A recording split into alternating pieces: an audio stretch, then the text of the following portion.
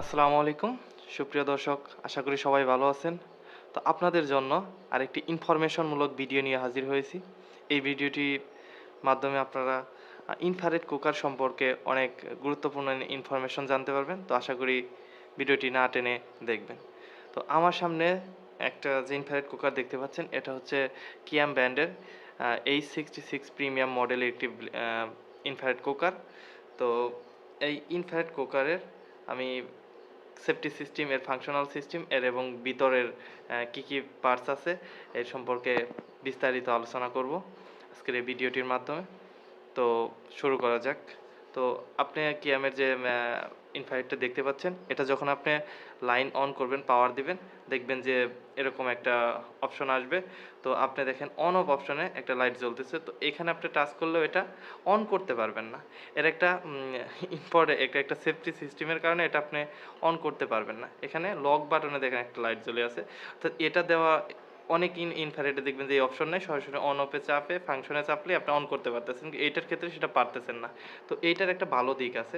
ধরেন আপনার বাসায় ছোট বাচ্চা আছে, তো তারা দেখা যায় অনেক সময় লাইনে দিচ্ছে, তো এটাতে চাপ দিয়ে এখানে হিট হয়ে গেছে, প্রচুর পরিমাণে হিট হয়, হাত দিলে হাতটা পুড়ে যেতে পারে, একটা দুর্ঘটনা ঘটতে পারে।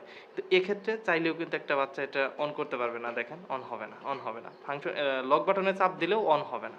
কিন্তু এই লক বাটনে কিছু সময় যদি আপনি ধরে রাখেন, দেন এটা অন হয়ে যাবে।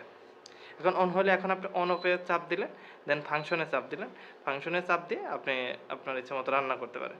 দেন এটাকে আবার অফ করলেই অটোমেটিকলি লক হয়ে যাচ্ছে, তখন কিন্তু চাইলে আপনি অন করতে পারবেন। আবার আপনার লক বাটনটা চাপ দিয়ে এটা খুলতে হবে, মানে কিছুক্ষণ ধরে রাখলে এটা খুলে যায়। এখন আসি এর ফাংশনাল দিকগুলা। দেখেন এখানে এদের কতগুলো ফাংশন দেওয়া আছে, 5টা ফাংশন আছে: hotpot, stir fry, barbecue, soup and water. এইটার এই অপশনগুলো বা ফাংশনগুলোর কী কাজ সেটা আপনাদেরকে বলতেছি। দেখেন আপনি এটা অন করি, অন করার পর অন অফে চাপ দিলাম, দেন ফাংশনে চাপ দিলাম। দেখেন 2200 ওয়াট বাই ডিফল্ট যে টেম্পারেচারটা সেটা নিয়ে নিয়েছে হটপটের। এটা কমানো যায়, বাড়ানো যায়। দেন আপনি স্টির ফ্রাইয়ের জন্য আমার 600 ওয়াট দরকার, মানে 600 ডিগ্রি সেলসিয়াস দরকার টেম্পারেচার।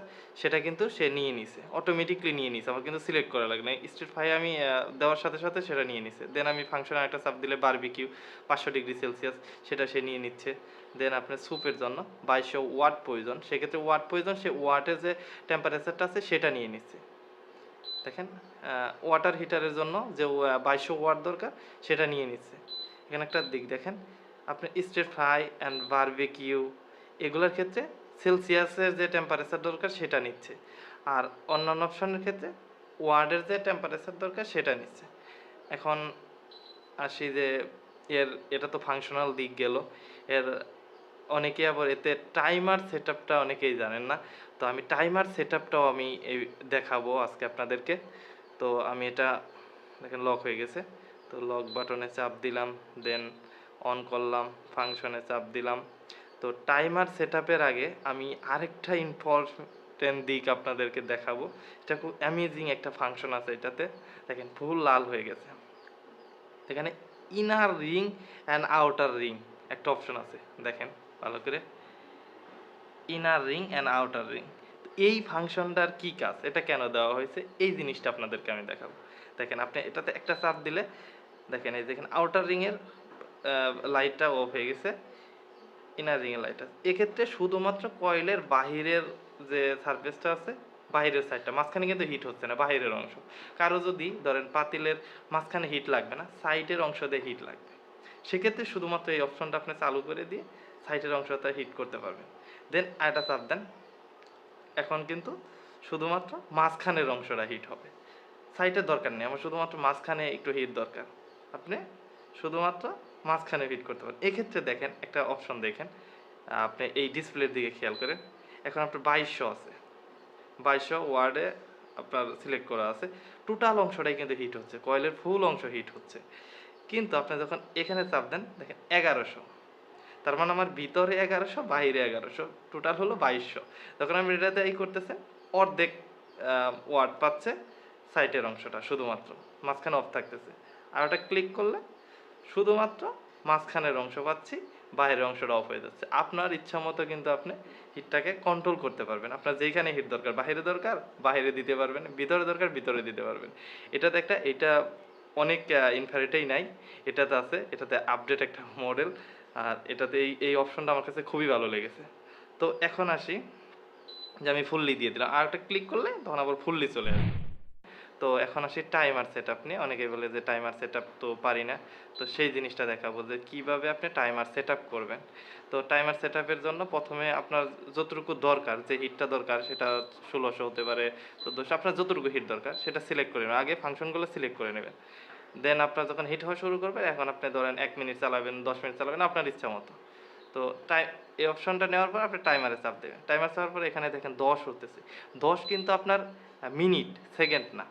তো আমি এত সময় রাখবো না, আমি শুধু আপনাদেরকে দেখাবো যে আসলে এটা কাজ করে কিনা। তো 1 মিনিট আমি সিলেক্ট করে দিলাম, দেন আমরা দেখতে থাকি 1 মিনিট। তো 1 মিনিট পরে চুলাটা অটোমেটিকলি অফ হয়ে যাবে। তো দেখেন এখানে বারবার কিন্তু টাইমটা আমার শো করতেছে যে আমি কত মিনিট সিলেক্ট করে দিয়েছি। এটার একটা সুবিধা আছে যে আপনি চুলাটা রেখে একটা জিনিস বসায় দিয়েছেন, যে আপনার বুঝতেছেন যে 1 মিনিট পরে বা 2 মিনিট হইলে এটা হয়ে যাবে এই হিটে। এই দেখেন অফ হয়ে গেছে, আমার 1 মিনিট হয়ে গেছে, দেন চুলাটা অফ হয়ে গেছে। ভিডিওটিতে শুধুমাত্র ফাংশনাল পার্ট না, আমি ফাংশনাল পার্টের বাইরেও একটা জিনিস আপনাদের জন্য এই ভিডিওটির মধ্যে রেখেছি। সেটা হলো যে অনেকেরই একটা ধারণা আছে যে ইনফ্রারেড কুকারের মধ্যে তামার কয়েল ব্যবহার করা হয়, এবং এটা একটা যে ভুল ধারণা, আমি এটা টোটালি আপনাদেরকে ডিফাইন করে দেব। এটা আমি আগেই খুলে রেখেছি এজন্য আপনার দেখানোর জন্য। তো আমি আপনাদেরকে দেখাই। দেখেন এটা হলো একটা ইনফ্রারেডের ভিতরের condition, lighting board, circuit and heating plate বা হিটিং কয়েল। তো অনেকেই আপনাদেরকে একটা ভুল ইনফরমেশন দেয় যে ইনফ্রারেডে তামার কয়েল ব্যবহার করা হয়, এবং তামার কয়েলের ইনফ্রারেডে বিল কম আসে, এই সেই অনেক কিছুই। কিন্তু একটা কথা স্পষ্ট আপনারা শুনে রাখেন যে ইনফ্রারেড কুকারে তামার কয়েল ইউজ করা যায় না। এটাতে এই টিনের বা ট্যাংস্টেনের তৈরি যে কয়েলটা, এটা ইউজ করতে হয়। এটা হিট হয়, এটা যখন আপনি লাইনে দিবেন দেখবেন যে একদম লাল হয়ে যাবে। আর তামার কয়েলটা ব্যবহার করা হয় শুধুমাত্র ইন্ডাকশন কুকারে। আবারও বলছি যে ইনফ্রারেডে এই ধরনের কয়েল ব্যবহার করা হয় যেটা টিন বা ট্যাংস্টেনের তৈরি।